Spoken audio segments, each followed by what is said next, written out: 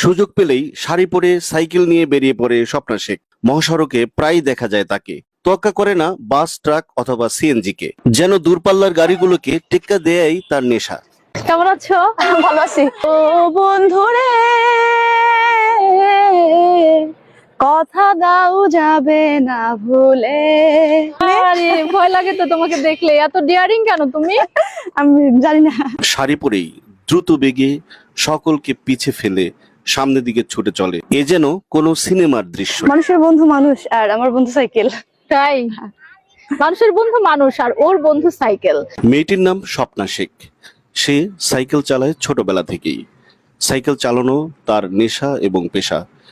মানে পাবনাতে cycle girl হিসেবে পরিচিতি পেয়ে গেছে আমাদের এই স্বপ্না। কিন্তু কে এই স্বপ্না অনেকেই জানতে চায়, অনেকেই চিনতে চায়।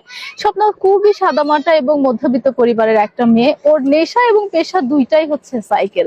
এত পরিমাণ সাইকেল রাইড করে, আমি যখনই রাস্তাতে দেখি তখনই সে সাইকেল চালাচ্ছে। কি পাও তুমি এত সাইকেল চালিয়ে? ভালো লাগে। ভালো লাগে।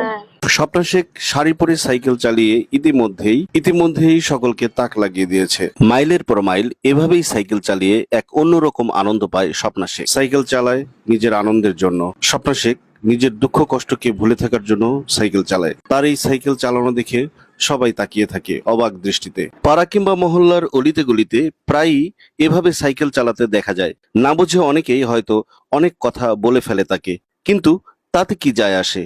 তবুও তার এই ব্যতিক্রমী পথ চলা থেমে থাকে না।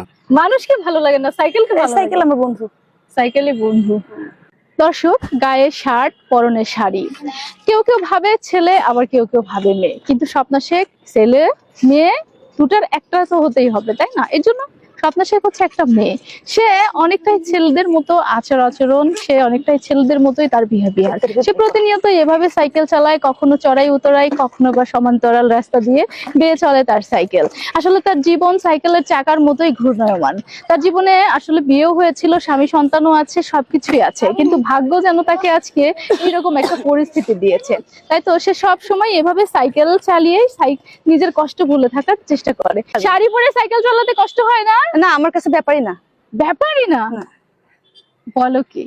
আচ্ছা, এই যে কেউ কিছু বলে না তুমি যে শাড়ি পরে সাইকেল চালাও এভাবে? আমার হচ্ছে সমস্যা হয় না, তো কাপড় ঢেকে থাকে। আর আমার সাইকেলের সামনে যত বড় গাড়ি হোক না কেন, সব ধরনের গাড়ি, রাস্তায় যে সকল গাড়ি, ওগুলো সাইকেলের সামনে আসলে ভয় পায়, কাঁপে। আচ্ছা, তোমার সাইকেলের সামনে বড় ধরনের গাড়ি এসে ভয় পায়? আমি সাইড দিব কি, ওরাই সাইড দিয়ে চলে যায়, হাসে দেয়। আচ্ছা, অনেকেরই কোশ্চেন আছে, তুমি কখনো টি শার্ট পরো আবার